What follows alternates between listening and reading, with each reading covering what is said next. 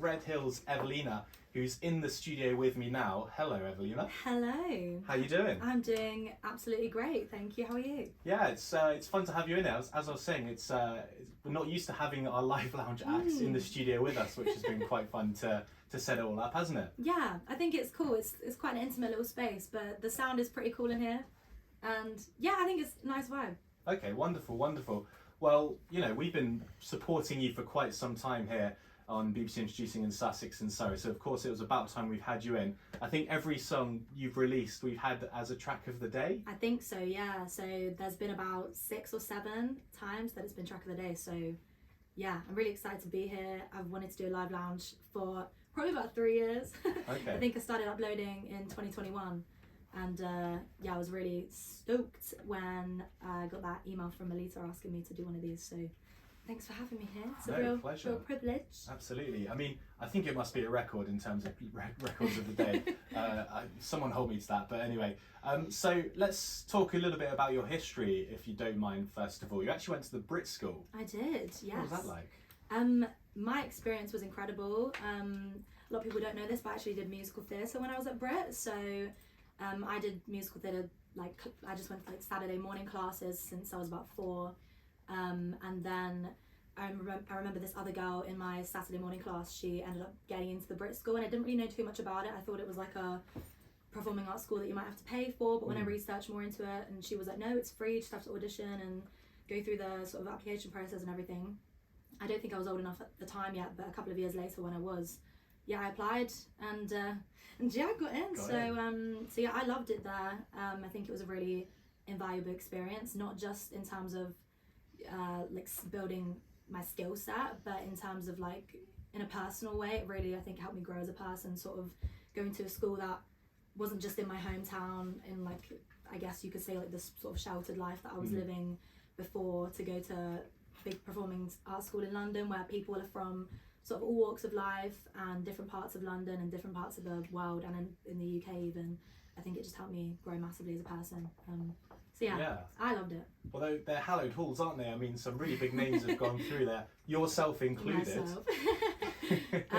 Yeah, there was an element, I think, of like, especially when I got there, when I was in my first year there, you know, there was a lot of excitement around, oh my god, like Adele used to be here, and like Jessie J walked these halls, and yeah, like Amy Winehouse even. There was some big, I would say big shoes to fill, but equally there was no pressure really. Like, I think they were very good at treating us as individuals and nurturing our talent as individuals.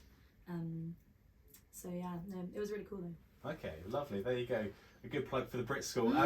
Let's talk about your other sort of songwriting credits. Obviously, you've got your own music, but you've written all sorts of bits and pieces, and you actually got a Spotify playlist called Written by Evelina, and all the tracks on there have got more than 30 million streams combined. They do, yes. That's insane. Yeah. So obviously, I'm an artist. I'm a singer-songwriter myself. But I also just love writing songs in general, and sometimes I have ideas. Well, a lot of the time I have ideas that won't necessarily fit for my own artist project. So I think it's really nice to have an outlet for those ideas, and yeah, like do recordings and writing sessions with different producers and stuff that I might not necessarily work with if it was just for me. Yeah, I think it's really fun. I love writing for all sorts of projects as well as my own. Okay, and you've got a few upcoming dance collaborations? I do. I unfortunately can't name any names in particular. I'm not allowed to just yet, but I can tell you that I've got a collab coming up, hopefully within the first half of 2024. It's with 2 DJs. One of them has actually just been nominated as a producer for the Brit Awards. Okay, wow. And another one is a Grammy nominated producer. He's been Grammy nominated in the past. And I've also got another one coming out later on this year with a big American artist. Again, I can't name names, can't reveal that information just yet, but all will Sounds be revealed very soon. It's moving very exciting. in big circles. Yeah. Could say that. Absolutely. Okay, so you're here to do a live lounge, of course. Talk me through the set list tonight. Let's hear a few bits and pieces about your first 2 tracks that you've played already. Yeah. So already told my mum what you did. I released it in, I want to say March last year, March 2023. And it is a song I actually saw a meme, I think it was of Chrissy Teigen or something, and it was just saying, oh, sorry, you can't come around my house anymore because I already told my mum what you did, and you can't see my facial expression right now because we're on the radio, but it was kind of like a sorry, like sassy, sorry looking face. And anyway, I just kind of, I think for a lot of my songs I do take inspiration and references from sort of pop culture, because I think a lot of musicians and artists probably want people to be able to relate to their songs, and I think what better way, what can people relate more to than memes, you know, relatable memes, that is literally pop Especially culture. these days, yeah. So I thought if I write a song about like a meme that I've seen, maybe it will be relatable, and a lot of people have said they've been able to relate to it. So yeah, Mama is a song, already told my mama what you did. It's a song about not being able to make up with somebody after your mum already knows about it. Yeah, I think lots of people have been there already, yeah. They know that feeling. And even the title itself is pretty self-explanatory, but I just wanted to write a pretty light-hearted bop about it, really. I don't want my music to take itself too seriously, at least not all the time. And yeah, for me it was just a playful way of expressing that situation. Okay. And yeah, I think a lot of people can relate to it. Absolutely. And then your second track, which we just heard a few minutes ago before Rex, Happy You're Happy. It is a Happy You're Happy is a song. It's a bit of a sort of passive aggressive kind of song, because upon a first listen, you'd probably think, oh, it's like a really nice song and they're happy for the person they used to be with, they can see them moving on, oh yeah, there's no bitterness or jealousy, but there's definitely an undertone of, you know, the fact that it is satire, and you're not really being genuine when you're saying that. You're kind of like, oh yeah, I'm so happy for you. Yeah, Saying it through gritted teeth. Yes, through gritted teeth. But I like the fact that, you know, lyrically I don't really give too much away. It's more in the attitude and the melodies, and you're almost being like so nice about it that there's no way you could actually feel that way about somebody. But yeah, I just thought it was kind of a funny situation. But yeah, it's gonna be the follow-up single to the next one I've got coming out, which I will be performing a little bit later. We'll get onto that in just a second. Your third track you're going to be performing in just a few minutes, I Threw a Party. I really love this one. Tell me about it. So again, it's quite a funny story, and I feel like listening to it, if you really listen to the lyrics, it makes me sound like a bit of a psycho. But you know what? It is actually quite true. Like, a lot of the lyrics I've used in the songs are like an accumulation of lots of different situations that I've been in, whether I've been on the side of it or whether it's from the other person's perspective. But yeah, it's a song about basically making excuses to see the person that you fancy, whether that's bumping into them in the shop because you knew that they'd be there, or like going to the same place you knew they'd be, or you know, like learning all the words to their favourite song, just to sort of find some kind of common ground, so you could be like, oh my god, I know this song.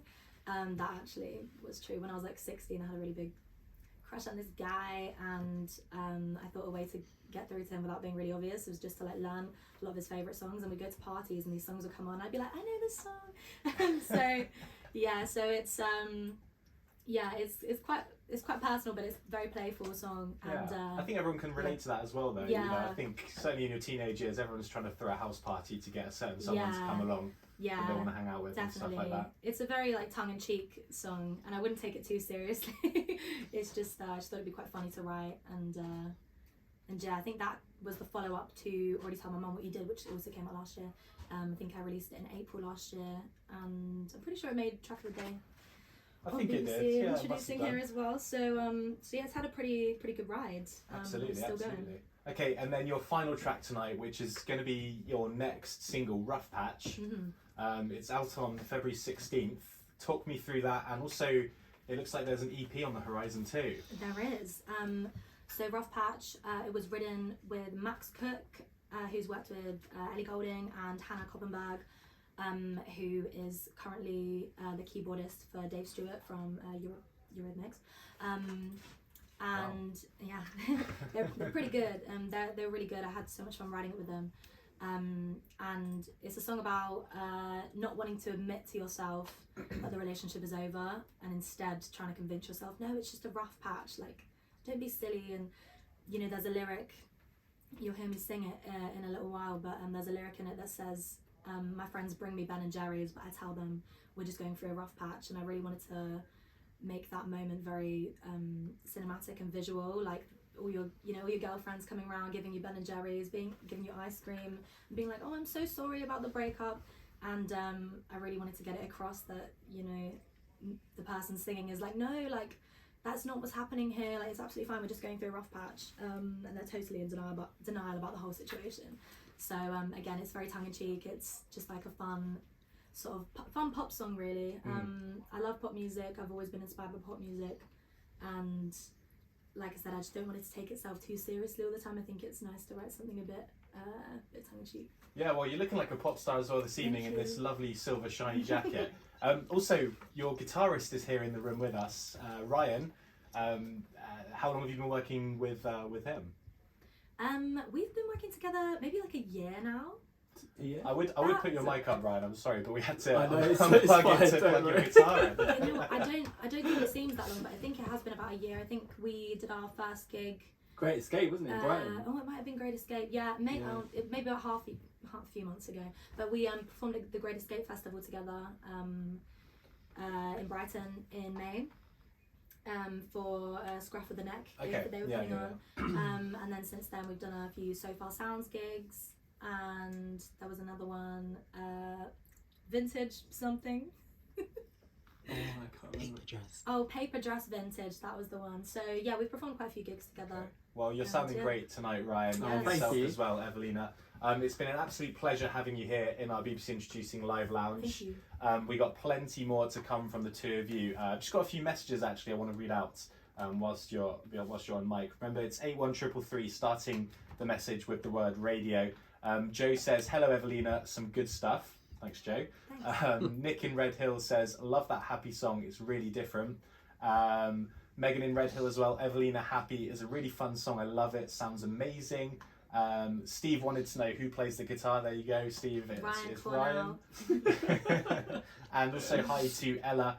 Ella says, Evelina is unstoppable, pure talent, adding her to every playlist possible. Oh, thank you, Ella. I appreciate that. Awesome. Well, we'll let you get ready for the next track in the live lounge, which is coming up in just a little while.